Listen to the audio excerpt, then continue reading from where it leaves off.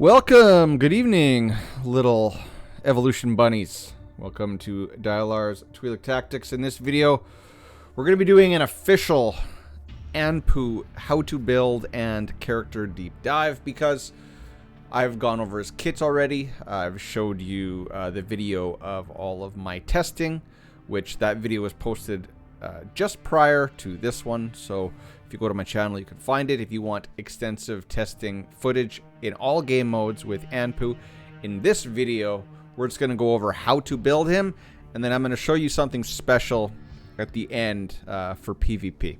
All right. Okay, so there's my Anpu on my my Dialar 2, so my first free-to-play account. He is whatever that is, mythic, epic. What is red? Mythic. So there's Anpu, really cool animation. Very cool animation, actually. So this character, you know, when his first kit reveal came out, everybody read it, and everybody, like, I saw some thumbnails that said God tier, you know, like OP. I think I even thought that he was going to be OP just based on his kit. But I'll reserve my final judgment after we read his kit. So let's actually just dive right into Anpu. First, we're going to start off with how to gear him. So I have tested a couple different variations. So I've tried all attack sets, like all hero sets, with attack primary hands, attack primary head, and attack primary boots, because as you'll see in his kit, he benefits a lot from attack primary stats. But that's not the most efficient way to build him. It's just not. So after thorough testing, I'll recommend two different variations. So you're going to want a light gap set, because just cutting straight to the chase, Anpu is not a damage dealer. He is a control type character. Now, he can do some damage, but his main benefit is going to be controlling the other team and allowing your other characters to do their damage and not die. So light gap set is what I recommend, because it lets him, if you read, what does it do? It gives you initial energy of 200. He gets off that first AoE stun very, very quickly. So, of course, you still want attack primary on the hands. You actually want accuracy primary on the head, right? Flat 100 accuracy. And attack primary on the boots. And then you can either go with a hero set or a Hawkeye set. So shoot for 175 accuracy or higher. As you see, the one that you see on this screen is 176. So he's just making the grade. At 175 to 200, you're going to be landing your stuns the majority of the time. And that's the biggest benefit of this guy's kit, is for him to actually get those stuns off. So you can run a hero set however you want. You can run one light gap, which is a 4-piece set, and then one hero set, which is a 2-piece set. But just make sure whichever one you're doing, you're hitting that accuracy benchmark. As you see, these are just, I didn't have a whole lot of Hawkeye or light gap on this account. So you see this one's accuracy +1. This one's got attack and accuracy, both +1. Attack, accuracy. You're getting the point. You want to look for accuracy and attack in your substats. Nothing there. A little bit of extra attack, just survivability, and then nothing. But like I said, I don't have a whole lot of light gap on this account. So this is kind of you can run it like this. I've seen people run all attack sets, but you're still going to have to run an accuracy in the headpiece, and really it's not going to do you that much good. And for PvP, you're going to have to run a light gap set. And I've tested attack sets in PvE versus a light gap set. So on anything where you're going like soul mine, story mode, or story campaign, faction mine, you're actually going to still want the light gap set, because you are going to benefit very, very highly from getting that first initial stun out on the field. Now, I have tested hero sets in dungeons on solo bosses like Guild Hunt Turbine, not Disa Caves, Sincero Marsh, even though I think my testing was with a light gap set. And then in Atlas, in the middle boss, or Altar, in the middle boss. It doesn't make that much difference. It really, really doesn't. Really, you're looking for accuracy The light gap to get the stun out, because that's, well, I guess the stun's not going to help you in dungeon bosses, but so in that case you can switch to a hero set. But overall, this is probably going to be the most used setup in the game, unless you get super rolls, accuracy, and attack, and then you can get rid of these Hawkeye sets. But you get the point. So there's how to gear him. Just keep in mind: attack primary hands, attack primary boots, attack accuracy primary head, light gap, and then just make the rest work, looking for attack percentage secondaries and accuracy secondaries. Okay, that's how to gear him. Little bit of wiggle room there. You do you. What's best for your account. You might not have full light gap set, because I know you're gonna need 2, because spoiler alert, the footage you're gonna see at the end, you're gonna need another light gap set for res as well. So let's go look at his exclusive first. Let's move my head so that you guys can actually read it along with me. Haunting. Actually, no, we're going to go do his skills first, because his exclusive is going to primarily work off of his skills. So his ultimate. Anpu summons the Scales of Justice, inflicting a bunch of damage to all enemies within 8 meters. Now, the most important part of this ultimate is he's going to detonate all soul guards, so his summons on the battlefield, and enemies damaged by this skill have a 50% base chance modified by accuracy to be stunned. And that is why you need accuracy above 175 to ensure that it is going to be an 100% stun, because if he's not stunning, then he's not doing his job. This skill cannot be cast when there are no enemies within range, and you'll see there's always usually going to be an enemy within range, and if there isn't, he's going to walk up and use it. And the talent modifier, when this skill is cast, refresh the cooldown of Soul Guard. So Soul Guard is his summon skill. It's what brings his Soul Guards onto the field. So after you explode them using his ultimate, he's immediately going to summon more. So Anpu summons a Soul Guard in front of him up to a max of 1, but with the talent modifier, it's 2. The Soul Guards are summoned with 70% of Anpu's attack and defense, along with HP equal to 1000% of his attack, which is why a lot of people initially thought build him all attack, right? You want your more HP to your summons, but he is going to kill his own summons, so that's not very important, and you're going to get enough attack just having an attack primary hands and feet. When attacking, the Soul Guard has a chance based on accuracy to inflict imprisonment on the target, making it unable to move or use a displacement skill, which is also going to be the biggest, most important, or one of the biggest, most important factors in his kit for PvP. Cannot use a displacement skill for 3 seconds. That means Bailey, Crete, Leo, Rakana, Randall. And then, yes, the talent modifier, increase Soul Guards to 2. Whenever a unit on the battlefield dies, this is one of his passives. Its soul is collected by Anpu, and each collected soul provides him with a 2% attack increase, stacking up to 10 times, and then it actually stacks up to 15 times and provides an additional 1%. So it's going to be 3% stacking up to 15 times, which is what? 3% times 15. That is 45% extra attack, which again, this is why we initially thought stack him with attack, attack, attack. But even with all attack, he's not going to be doing a whole lot of damage. But he does get, a little bit of attack. And I tested this extensively in Turbine today. It really doesn't matter his attack. He's not good for Turbine anyway. And we'll mention that too in this video. So, Haunting. This is another passive. On death, allies and summon creatures, so enemy and you, have an 80% chance, depending on his accuracy, to instantly explode, dealing damage equal to 600% of his attack to all enemies within 2 meters.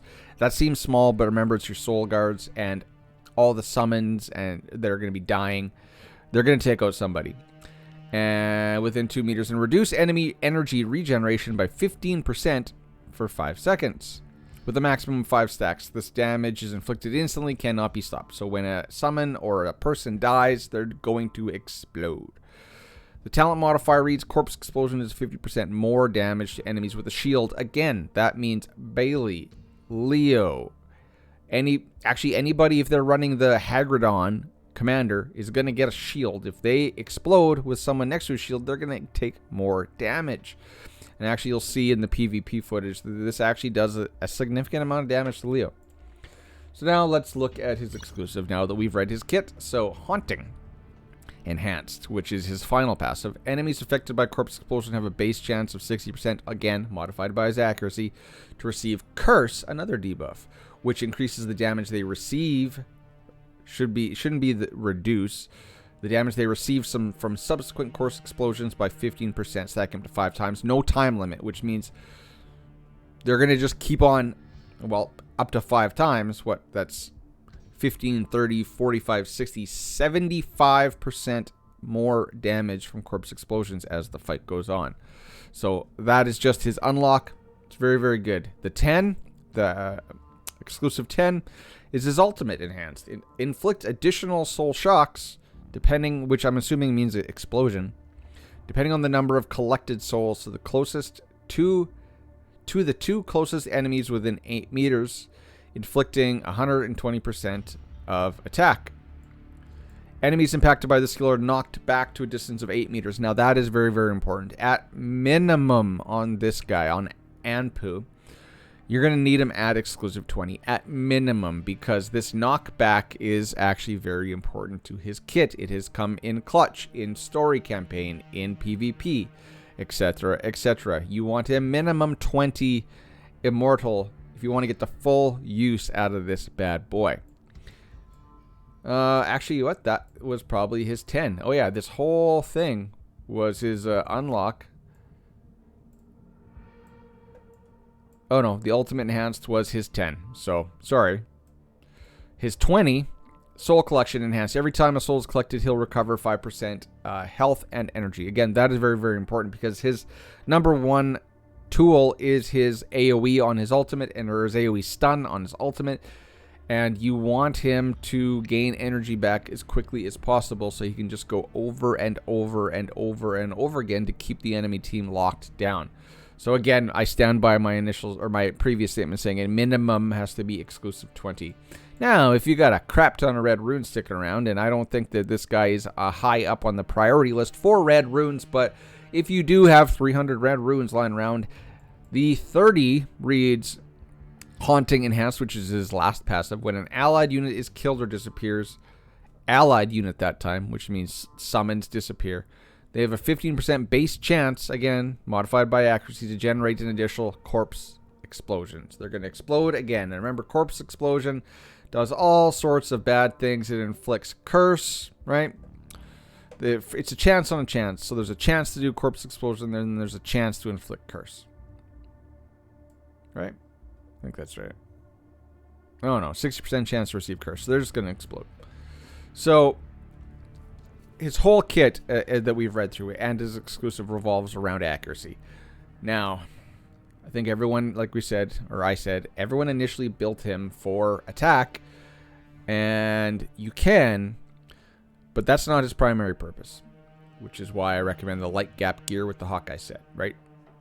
You're gonna get his ultimates out really, really quick, at least off the beginning, and you're going to bump up your accuracy with the Hawkeye. So I'm going to show you guys a little infographic, a little bit of testing I did today in Turbine 9 in Guild Hunt, so Turbine 9. So I decided, since I had mine at Immortal on my main account, that I wanted to see how he did. So this first up here, oh, wait, sorry, you can't see my mouse doing that. So the top left box, I was like going over to my OBS and circling it. My top left box, I ran Anpu instead of Senway, and this is the Turbine team. It's Daniel, Skewer, Masrani, Taylor, and then usually Senway with Enlightened Commander. So removing Senway, but still running Taylor with Soaring Medallion prototype, the team only did 1 billion damage. And that was also with an Enlightened Commander that had a Dan +1 ultimate built into it. Now we move over to the top right box.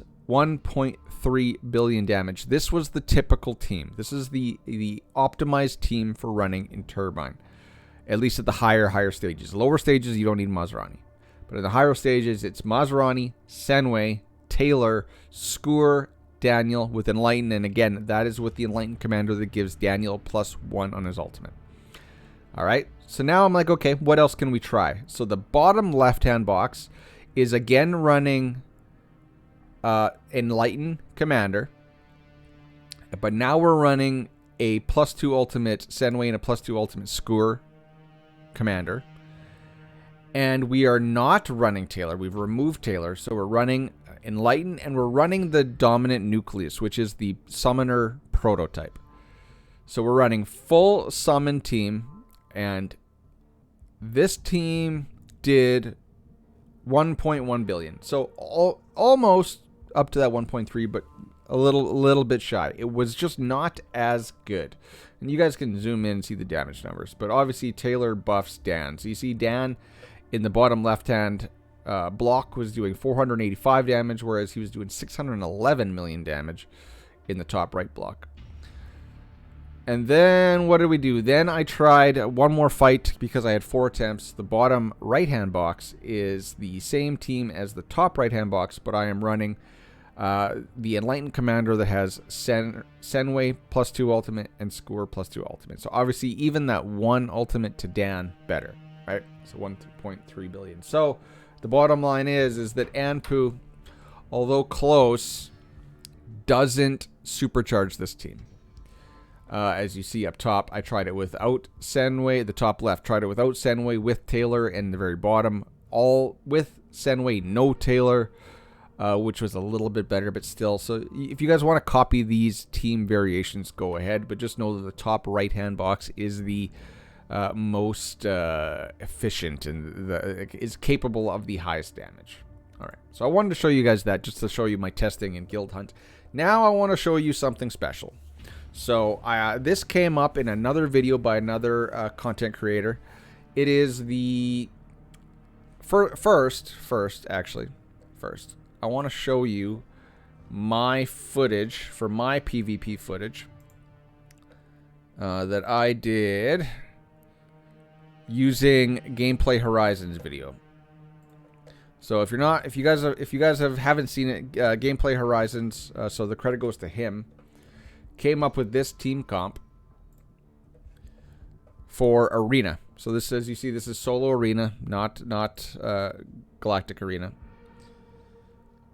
Make sure everything's right. Yeah, okay. So right now I'm looking, let's just fast forward. Don't care. So I'm trying to look for a member that's not part of my guild line. So here's a typical team, right? So the meta has kind of shifted to this 3 Vanguard team with Hagridon, right?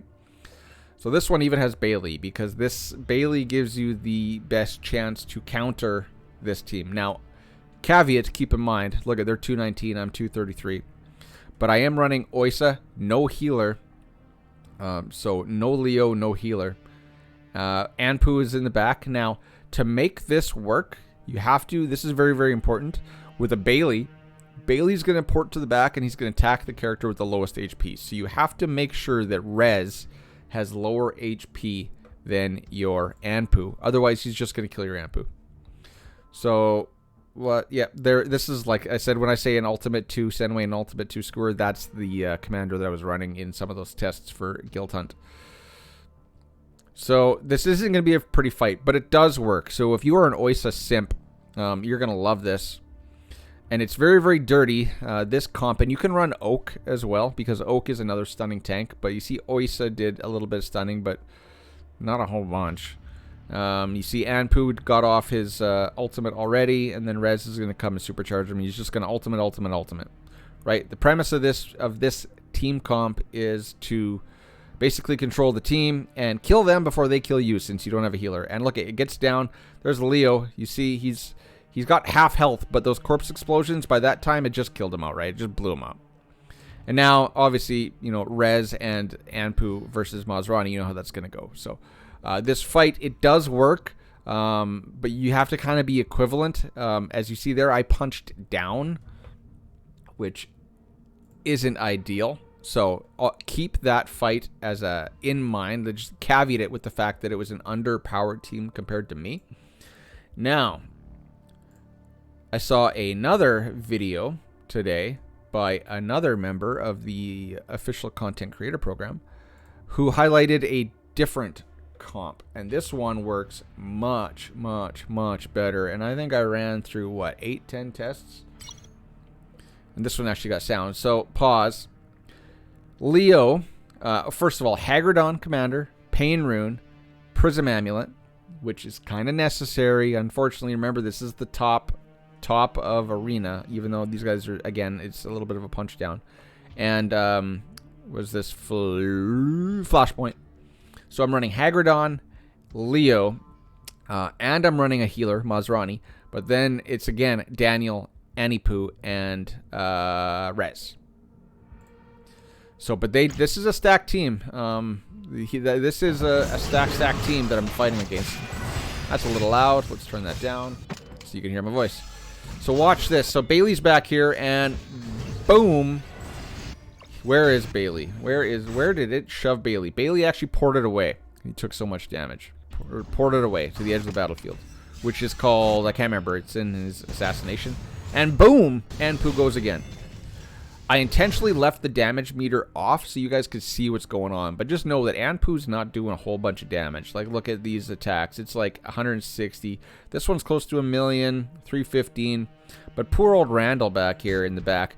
But as you see, too, like, look at Daniel is up here. He's dropping his bear up here. So I'm doing control down here. And Daniel's just doing control up here. Mazrani is finally going to do his heal. And as you see, Bailey is dead underneath of Anpu. So Anpu did the job. He killed Bailey. Bailey went to the back, and Anpu was just like, no, bro. No, bro. You didn't read my kit. You're dumb, bro. No. So there we go. And now he's just left with Leo and Mazrani. Like, this was a complete annihilation. But this team had Leo in it, whereas that first team I showed you did not have Leo in it. So now the rest of this footage is just me going through friends, trying to find people to fight, right? So we're going to do Beardy here. I think I actually lose this one. So I want to show you a loss, because a lot of content creators aren't going to show you when something goes wrong. So you see Bailey in the back. He goes after Rez, but since Rez moves around a lot, Bailey's somewhat ineffective. So, don't know who I hit there, but obviously these guys are all stunned. Crete, Leo, Artis over here. Bailey back in the mix, and he's pushed out to the side because he gets that knockback from Anpu, right? So Anpu does his AoE and pushes Bailey back and forces Bailey to move again. Bailey keeps hitting my res, but he's not really doing a whole bunch. And now he's stunned again, and he's just stuck, right? And look, he's almost dead. That knockback from Anpu almost killed him. So, like, one more corpse explosion or something nearby, and you're done. And here comes Rez. He's going to power up Anpu. There goes Bailey.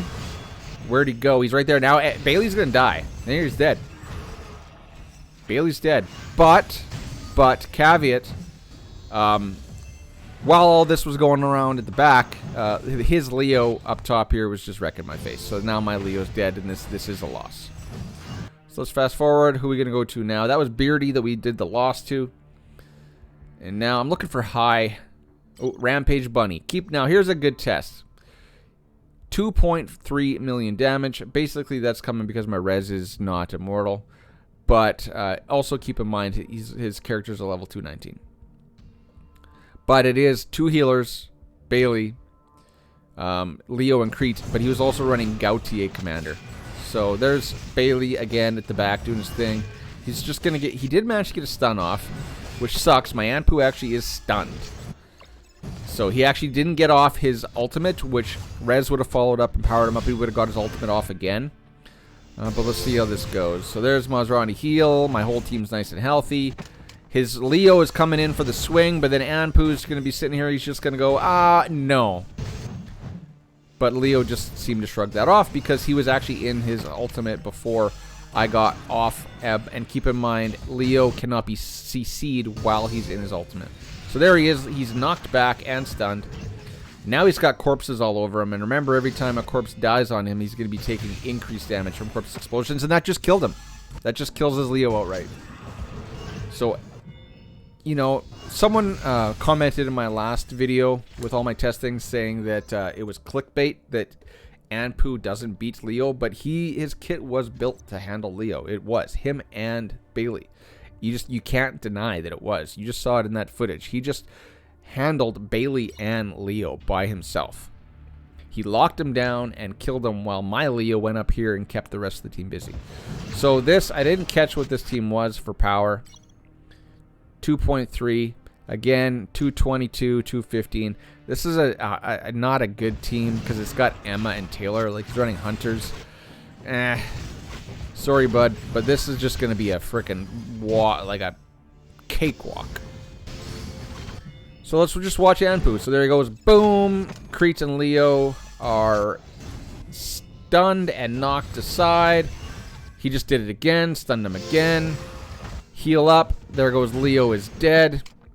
My Leo comes in, stabs Crete in the back, and now Taylor's saying, oh crap, I'm dead. Alright, who else can we find here? So we're doing Rampage Bunny again. We don't have to. Let's see. I think we do Bearded again. Yeah, Beardy. So we're going to do Beard. This is going to be the last one we watch. So Beardy did beat me before. Now he does something sneaky. So he's got Leo in the back, which means Leo's going to benefit from the Maserati attack buff. So that's sneaky. That supercharges his Leo. But so what I do, I think I switch this around. Knowing that his Leo's coming down a different path. I'm going to put, he's going to come around the back. I'm going to put Anpu down here just to see if I can get Leo. So, like, you see his Leo hasn't really done anything yet. It kind of got stuck on everybody's back. And now Anpu's going off before his Leo even has a chance to do anything. Whack! And then there I go. Swim. Or my Leo's going spin. Bailey's down here. Bailey's attacking souls. Which is... Oh, no, Bailey's going after my Maserati. But now, boom. Now Bailey is not dead. He's up here. So there goes Anpu again. My Maserati died. So keep that in mind. His Leo just took out my Maserati. The only people I'm hitting here is Bailey, who just died. Because Leo was spinning, so I couldn't CC him. But I'm instantly back into my ultimate. Leo, unfortunately, he killed my Maserati and my Rez with that spin. But I did kill his Bailey. And now Daniel and Anpu are going to tag team Leo and kill him. Leo is now dead. So this is a really cool team. I like it. I really, really do. I really enjoy it. So I will link I will try to link Gameplay Horizons video showing the Oysa comp, as well as I can't remember the other dude, but I'm gonna link his video for the comp that you just watched down in the description, so that he gets the credit. So if you guys go over and watch their videos, say I'm coming from Dialar or something, just so they know you're coming from me. So there he is, Anpu. So final thoughts. Everybody was a little disappointed in his attack. They doesn't do a whole lot of damage. But the developers did a really good job balancing out his kit. You do have to use him with other pieces to get the full effectiveness out of him, namely Rez and Daniel. But he is very, very effective for what he does. If he did a crap ton of damage, he would be god tier. Like if his ultimate was just smacking fools, just boom, blowing people up, which you saw in that footage, he was already, he was able to handle Bailey quite often. If he was doing way higher damage than that, like Daniel level damage, he'd be completely broken. And we don't need a completely broken character because we already have one, and his name is Leo. And I think they did a good job building this guy's kit so that he can help us counter Leo. As you've seen in the first comp, the Oysa comp, which again you can run Oak as the tank. That comp has no healer and no Leo, no Crete, no Maserati. The only SS's on that comp is Daniel and Anpu. And having a summoner team in this game gets you a lot, right? You saw the numbers from Guild Hunt. You can do better with Taylor, but if you want to run a full summoner team, you're still going to get respectable numbers in Guild Hunt Turbine. And he's going to help you destroy the shield boss in Ancient Altar as well. So, guys, keep in mind that I did the full testing video was the one that was posted just prior to this one. So go check out my playlist or my video section, and you can find it. I think it's called Anpu Full Testing. But yeah, so this was how to build him, and how to use him, and some effective comps to use him in PvP. So tell me down in the comments below your thoughts on Anpu. Are you overwhelmed, underwhelmed, overwhelmed? I don't know. You get the point. What do you think of him? The code word for the day is going to be Anubis, because he looks like Anubis. So if you made it to the end of this video and you want to let me know that you watched right to the end, put Anubis down in the comments. I'll catch you in the next one, guys. Cheers. Peace. Bye-bye. Lick that saber.